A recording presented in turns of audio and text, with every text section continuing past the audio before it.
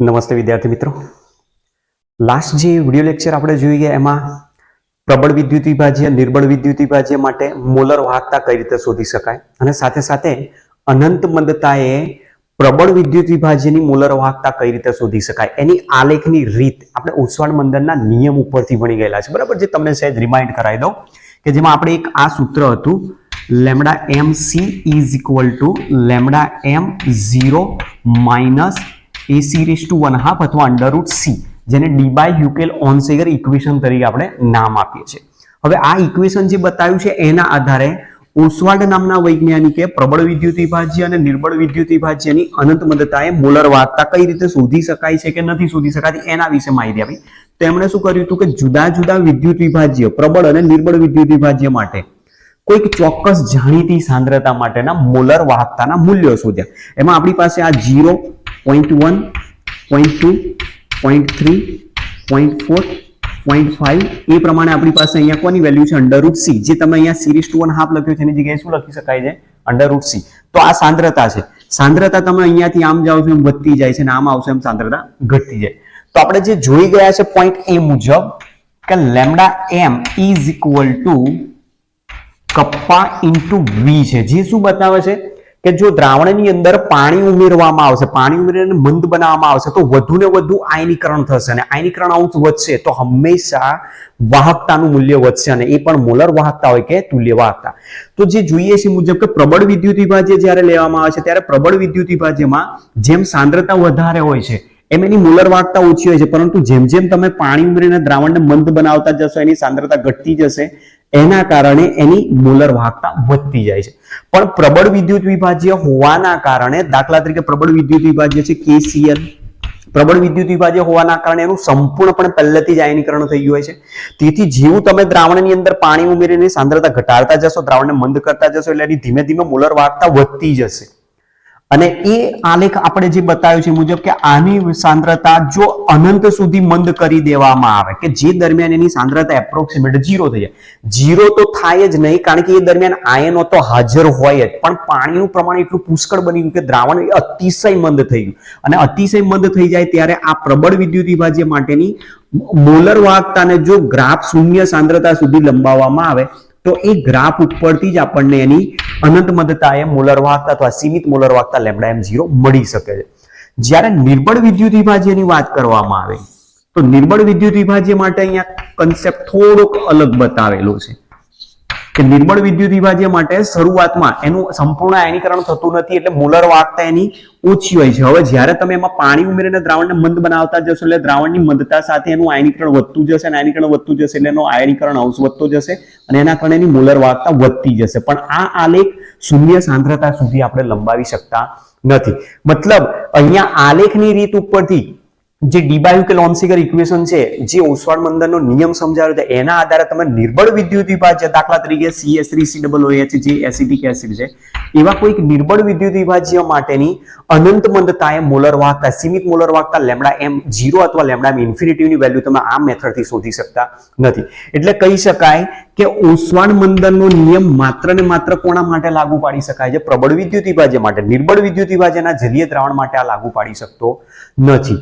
તો હવે અહીંયા પ્રશ્ન એ ઉપસ્થિત થયો કે વિદ્યુત વિભાજ્ય કોઈ પણ પ્રકારનો હોય એની અનંત મંદતાએ મોલર વાહકતા તો આપણે જરૂર બનશે જ અને એ શોધવી જ પડે. તો એ શોધવા માટે એક બીજો નિયમ આવે છે જેને કોહલરાસના નિયમ તરીકે ઓળખાય છે. તો કોહલરાસ નામના વૈજ્ઞાનિકે શું કર્યું? પ્રબળ વિદ્યુત વિભાજ્ય, નિર્બળ વિદ્યુત વિભાજ્ય બંને માટેના પોતે અલગ અલગ સાંદ્રતાએ, જુદી જુદી સાંદ્રતાએ અથવા અલગ અલગ મંદતાએ મોલર વાહકતાના મૂલ્યો શોધ્યા અને એના આધારે એમને કંઈક તારણ કાઢેલું છે અને એ તારણ ઉપરથી જ આખો એક નિયમ સમજાવે છે કે જેનો ઉપયોગ કરીને તમે પ્રબળ વિદ્યુત વિભાજ્ય આપ્યો કે નિર્બળ વિદ્યુત વિભાજ્ય આપ્યો હોય અનંત મંદતાએ મોલર વાહકતા ઇઝીલી ફાઇન્ડ કરી શકો છો. બરાબર. તો જોતા જઈએ કોહલરાસનો નિયમ.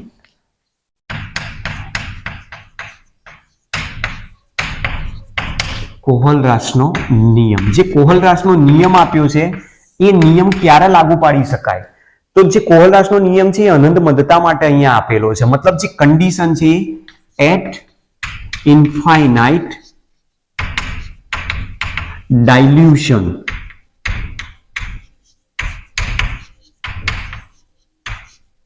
કન્ડિશન. બરાબર. તો આ મેઇન કન્ડિશન આની આપેલી છે કે કોહલદાસનો નિયમ તમે ક્યારે વાપરી શકો કે એની મંદતા કેવી હોય, ખૂબ જ અતિ મંદ દ્રાવણ આપેલો, અનંત મંદતા જેને સીમિત દર્શાવેલી છે, ત્યારે એના માટે જ તમે જનરલી આનો ઉપયોગ કરી શકો છો. હવે કેવા શું માંગે છે કોહલરાસ, તો તમને ગ્રાફ પરથી પણ થોડો અંદાજ આવી ગયો હશે કે કોહલરાસના નિયમની જરૂર શા માટે પડી છે. બરાબર છે, એના આધારે જ આપણે અહીંયા સમજવાનું છે કે ઓસ્વાલ્ડ મંદનનો જે નિયમ કહે છે કે નિર્બળ વિદ્યુત વિભાજ્યની મોલર વાહકતા તમે આલેખ દ્વારા મેળવી શકતા નથી, અનંત મંદતાની મોલર વાહકતા મેળવી શકતા નથી.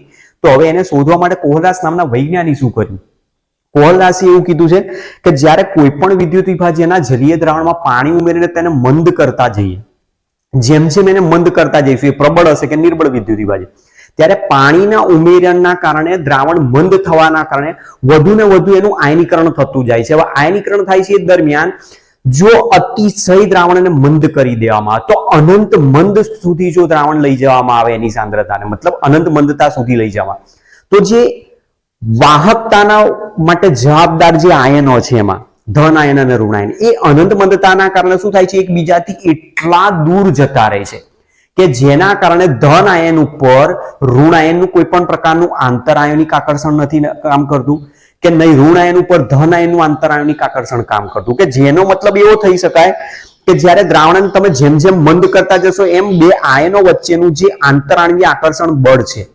આંતરાયોનિક આકર્ષણ બળ જેને કહેવાય, એ ધીમે ધીમે ઓછું થાય છે અને એક સમય એવો આવે છે કે બંને એટલા દૂર ખસી જાય છે, ઇન્ફાઇનાઇટ ડિસ્ટન્સે, કે જેની દરમિયાન એ આયનો ઉપર લાગતું આંતરાયોનિક આકર્ષણ લગભગ અદ્રશ્ય થઈ જતું હોય, જેથી કહી શકાય કે અનંત મંદતાએ કોઈ પણ આયન આપેલો હોય તો એ આયનની વાહકતાનું મૂલ્ય એ બીજા આયન ઉપર ક્યારે પણ ડિપેન્ડન્ટ રહેતું નથી, મતલબ એ પોતે એક ઇન્ડિપેન્ડન્ટ થઈ જાય છે અને એ દરમિયાન પોતે દર્શાવેલી મોલર વાહકતા એની ઇન્ડિપેન્ડન્ટ સ્વતંત્ર જોવા મળે છે. અને એટલા માટે અહીંયા જે નિયમ આપ્યો છે આયનો માટેનો સ્વતંત્ર આયનો માટેનો કોહલરાસનો નિયમ છે એવું કહેવામાં આવે છે. એટલે કોહલરાસે આ જ વસ્તુને ફોકસ કરી કે જ્યારે દ્રાવણને તમે જેમ જેમ મંદ કરતા જશો, મંદતાની સાથે એ આયનો એકબીજાથી દૂર ખસતા જશે અને આયનો જેમ જેમ એકબીજાથી દૂર ખસતા જશે અનંત મંદને એમની વચ્ચેનું અંતર પણ ખૂબ જ અનંત થઈ જાય, જેથી એ આયનો ઉપર એકબીજાનું આકર્ષણ બળ ક્યારે પણ લાગુ પાડી શકતું નથી અને એવા સમયે દરેકે દરેક આયન પર્ટિક્યુલર એક સ્વતંત્ર આયન તરીકે વર્તે છે.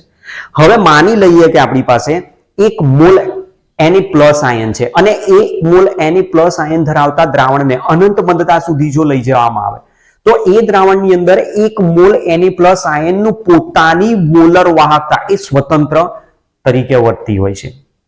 હવે સપોઝ માની લઈએ કે આપણને 1 મોલ NaCl ક્યાંથી મળી, Na+ આયન ક્યાંથી મળી શકે, તો 1 મોલ Na+ ક્યાંથી મળી શકે આપણને, તો માની લો કે 1 મોલ NaCl છે, તો 1 મોલ NaCl માંથી આપણને 1 મોલ Na+ મળી શકશે.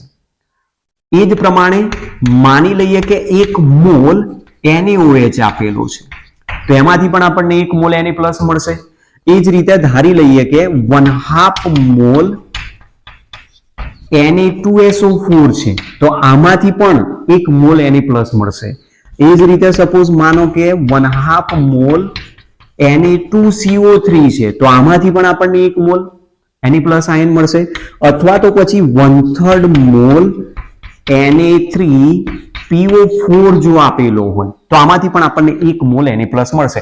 એનો મતલબ કે દરેકે દરેક જે પદાર્થ વિદ્યુત વિભાજ્ય લીધા છે દરેક વિદ્યુત વિભાજ્યનું જ્યારે અનંત મંદન સુધી દ્રાવણ બનાવવામાં આવે, અતિશય મંદ દ્રાવણ લેવામાં ત્યારે 1 મોલ NaCl માંથી 1 મોલ Na+ મળશે, 1 મોલ NaOH માંથી પણ 1 મોલ Na+ મળશે, 1/2 મોલ Na2SO4 માંથી 1 મોલ Na+ મળશે, 1/2 મોલ Na2CO3 માંથી 1 મોલ Na+ મળશે અને 1/3 મોલ Na3PO4 માંથી પણ 1 મોલ Na+ મળશે.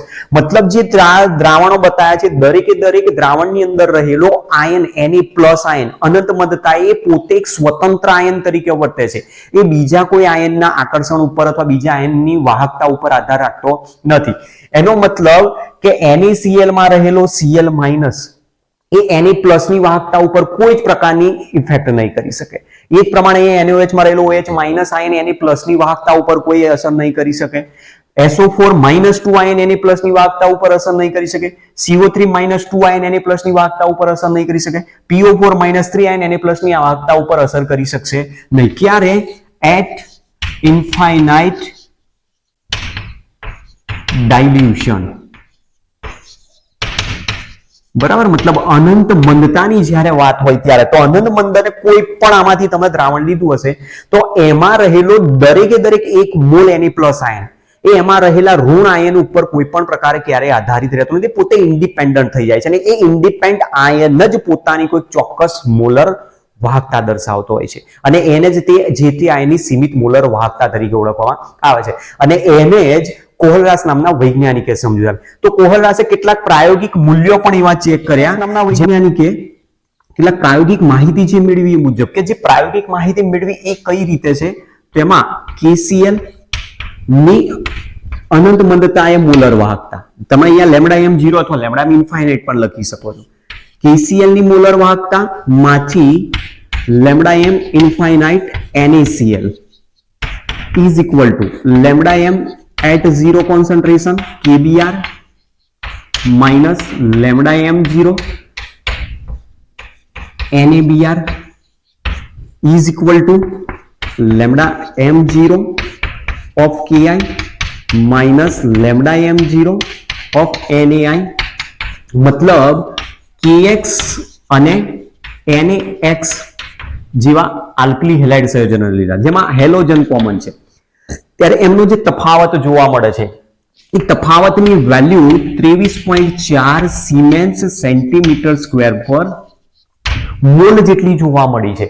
તો એના ઉપરથી એમને અંદાજ કાઢ્યો આની અંદરથી કે જો આલ્કલી હેલાઇડ સંયોજનો કે જેમાં x ની વેલ્યુ કોમન છે પણ ધન આયન બદલાતો જાય છે, ત્યારે એની મોલર વાહકતાના મૂલ્યો અનંત મદતાએ વેલ્યુ દરેકમાં એક સરખી મળે છે અને આના આધારે કોહલરાસે જે નિયમ આપ્યો, નિયમ શું કહેવા માંગે છે કે કોઈ પણ વિદ્યુત વિભાજ્યના જલીય દ્રાવણની અનંત મંદતાએ મોલર વાહકતા એ તેમાં રહેલા ધન આયન અને ઋણ આયનની પોતાની સ્વતંત્ર અનંત મંદતાએ મોલર વાહકતાના મૂલ્યોના કુલ સરવાળા જેટલી જોવા મળે છે, જેને કોહલરાસનો આંતર આયોનિક આકર્ષણનો અથવા સ્વતંત્ર આયનોનો નિયમ તરીકે ઓળખવામાં આવતો હોય છે. બરાબર છે. તો જે નિયમ આપ્યો છે, નિયમ શું છે એને તમને કહું, અહીંયા લખીએ એટલે નિયમ પરથી ખ્યાલ આવશે. તો જે નિયમ આપ્યો છે, નિયમ શું કહેવા માંગે છે, નિયમ અહીંયા લખીએ એના પરથી તમને કેટલાક એક્ઝામ્પલ સમજાય તો ને પછી એક આપણો પઝલ્સમાં એક્ઝામ્પલ પડશે એ પણ સમજી લઈએ. તો જુઓ કોહલરાસનો નિયમ શું કહે છે, કોઈ પણ વિદ્યુત વિભાજ્યના જલીય દ્રાવણની અનંત મંદતાએ જેને અહીંયા સીમિત મોલર વાહકતા નામ આપ્યું છે,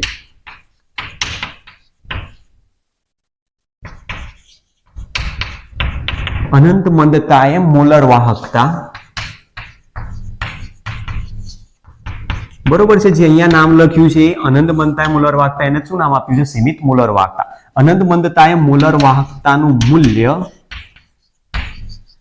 એ તેમાં રહેલા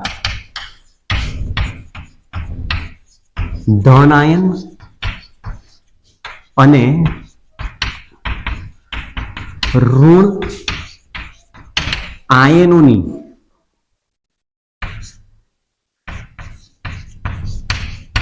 સીમિત મોલર વાહકતાના મૂલ્યોના કુલ સરવાળા બરાબર હોય છે. બરોબર. તો આ રૂલ્સ તમને જે આપ્યું છે એ રૂલ શું કહેવાય છે, કોહલરાસનો નિયમ. તો કોહલરાસે જે નિયમ આપ્યો એ મુજબ કે માની લો કે આપણી પાસે કોઈક વિદ્યુત વિભાજ્ય પદાર્થ AB સ્વરૂપમાં છે, તો એ AB સ્વરૂપમાં રહેલો જે વિદ્યુત વિભાજ્ય છે એ પ્રબળ હોય કે નિર્બળ, અહીંયા કશું જ કીધું નથી, એટલે કોઈ પણ વિદ્યુત વિભાજ્ય માટે તમે લાગુ પાડી શકો છો. એનું જ્યારે જલીય દ્રાવણ લેવામાં આવે ત્યારે એમાંથી બે આયન છૂટા પડી જશે, A+ આયન અને B- આયન. તો ઉત્પન્ન થયેલા દરેક આયનોની અનંત મંદતાએ સીમિત મોલર વાહકતાના કુલ સરવાળા બરાબર હોય છે, જેને કોહલરાસના નિયમ તરીકે ઓળખવામાં આવે છે. મતલબ અહીંયા તમને જે આપેલું છે કેટાયન છે, અહીંયા જે આપેલો છે એ એનાયન છે. તો જે એનાયન અને કેટાયન છે એની પોતાની જ સીમિત મોલર વાહકતાનું મૂલ્ય જે અનંત મંદતાએ પોતે એક ઇન્ડિપેન્ડન્ટ આયન તરીકે વર્તે છે ને એ સ્વતંત્ર આયનની જ પોતાની મોલર વાહકતાના મૂલ્યો એના જ કુલ સરવાળો જે દર્શાવે છે એ જે તે વિદ્યુત વિભાજ્યની મોલર વાહકતાનું મૂલ્ય જ અનંતમંતાએ દર્શાવે છે. બરાબર, તો આ પ્રમાણેનો આપણને કોહલરાજનો નિયમ આપ્યો. હવે એક્ઝામ્પલ કઈ રીતે સોલ્વ કરવાના છે એ પણ સમજાવે. એના પહેલા કઈ રીતે તમે સૂત્રને લખી શકો એને પહેલા સમજવાનો પ્રયત્ન કરીએ. માની લો કે આપણી પાસે જે સંયોજન છે એમાં મોલર વાહકતા મારે શોધવી છે. હવે ધ્યાન એ રાખવાનું કે જ્યારે વિદ્યુત વિભાજનની મોલર વાહકતા આવે ત્યારે કેપિટલ લેમ્ડા લેવામાં, પણ જ્યારે આયનો માટેની મોલર વાહકતા આવે તેને સ્મોલ લેમ્ડા તરીકે દર્શાવે છે. તો lambda m0 NaCl is equal to જો મારે લખવું હોય તો small lambda m0 Na plus small lambda m0 Cl minus.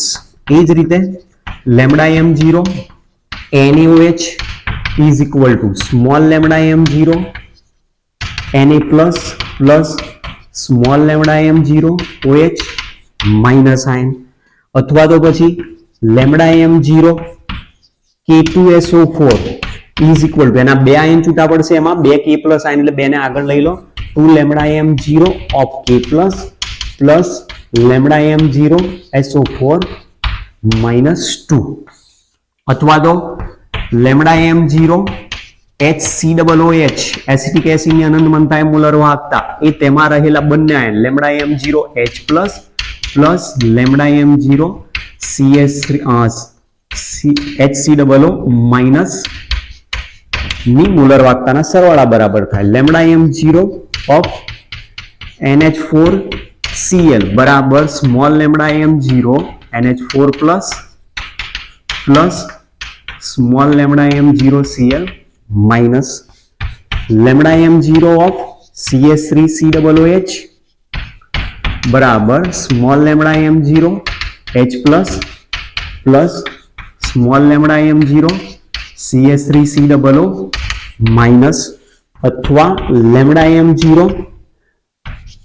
AlCl3 is equal to small lambda m0 Al plus 3Cl minus ion હોય તો 3 આગળ લઈ લો, small lambda m0 Cl minus. તો આ રીતના તમે કોઈ પણ પ્રકારનો પ્રબળ વિદ્યુત વિભાજ્ય લઈ લો અથવા નિર્બળ વિદ્યુત વિભાજ્ય લઈ લો, બરાબર, દરેક વિદ્યુત વિભાજ્યના જલીય દ્રાવણની અનંત મદતાએ મોલર વાહકતાનું મૂલ્ય તેમાં રહેલા જે તે આયનોની પોતાની જે ફિક્સ્ડ વેલ્યુ હોય છે એ મોલર કન્ડક્ટિવિટીની ફિક્સ વેલ્યુનો સરવાળો જો તમે કરી નાખશો તો જે તે વિદ્યુત વિભાજ્યની અનંત મંતાએ મોલર વાહકતા મળી શકે છે. તો આ પ્રમાણેનો આપણને જે રૂલ સમજાયો છે એને જ કોહલરાજના નિયમ તરીકે ઓળખવામાં. તો કોહલરાજનો નિયમ પ્રબળ નિર્બળ બંને માટે વાપરી શકાય, જ્યારે ઓસ્વાલ્ડ મંડળનો નિયમ માત્ર ને માત્ર નિર્બળ માટે લાગુ પડે છે. એટલે આ વસ્તુ તમારે ધ્યાન રાખવાની, બરાબર છે. તો તમને ખ્યાલ આવી ગયો હશે અહીંયા હું કઈ રીતે તમને સમજાવવાનો પ્રયત્ન કરું છું. એકદમ ઈઝીમાં ઈઝી ટોપિક આપ્યો છે, પરીક્ષામાં પૂછાય તો તમે સરળતાથી લખી શકો. હવે દાખલો આપ્યો હોય તો દાખલો કઈ રીતે સોલ્વ કરી શકાય એને આપણે સમજવાનો પ્રયત્ન, જે આપણી બુકની અંદર એક કોયડા સ્વરૂપે પણ સમજાયો છે, બરાબર છે. તો એ પહેલા તમારે આ નિયમ નોંધ કરી લેજો કે નિયમમાં શું કહેવા માંગે છે.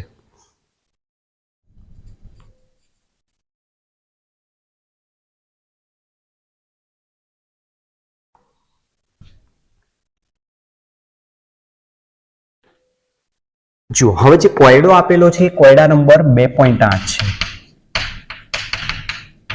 બરાબર. આપણે આ થિયરીમાં જ અહીંયા જોડે જોડે લઈ લઈએ છે શું કહેવા માંગે છે. જો કોયડા નંબર 2.8 આપ્યો છે, NaCl HCl અને NaAC એટલે સોડિયમ એસિટેટ ના અનંત મંતાએ મોલર વાહકતાના મૂલ્યો લેમ્ડા m0 ના મૂલ્યો અનુક્રમે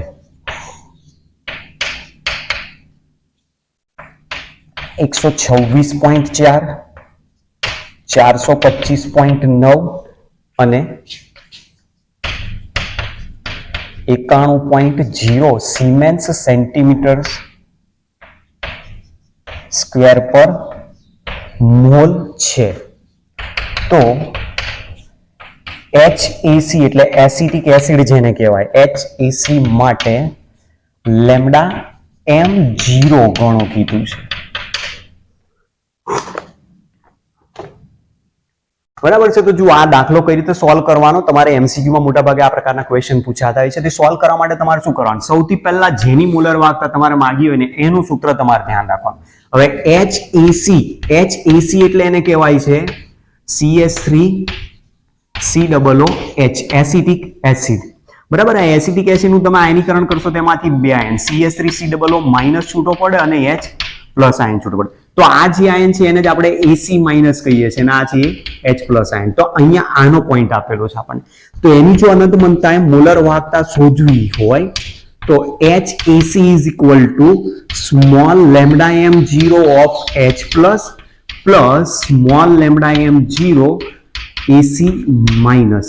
આ રીતનું આપણી પાસે એક સૂત્ર આવે. હવે આ સૂત્ર તમારે લાવવાનું એ આ 3 ઉપરથી લાવવાનું છે. બરાબર. એમાં એ જુઓ, ખાસ કરીને તમારી પાસે અલગ અલગ આયનો આપેલા છે એના આધારે પહેલા સૂત્ર બનાવીએ. તો લેમ્ડા m0 NaCl જેનું સૂત્ર આ રીતે થશે, small lambda m0 Na plus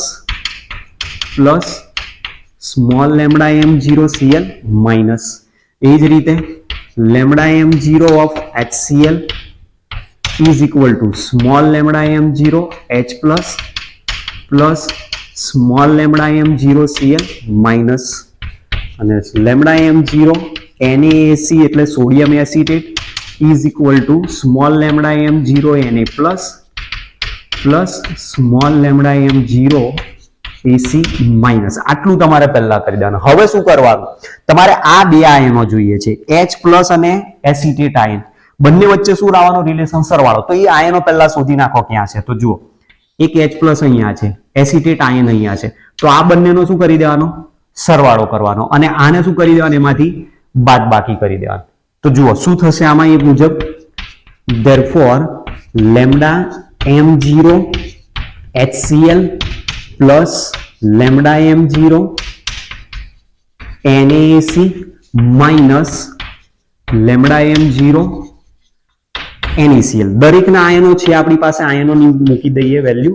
તો આયનો મૂકીએ તો અહીંયા lambda m0 H plus small lambda m0 Cl minus plus small lambda m0 Na plus small lambda m0 acetate આયન માઇનસ આ Na પ્લસ અને Cl માઇનસ આવશે, માઇનસ ને સીધા અંદર લઈ લઈએ તો lambda m0 Na plus minus અંદર એડ થશે એટલે minus small lambda m0 Cl minus. બરાબર.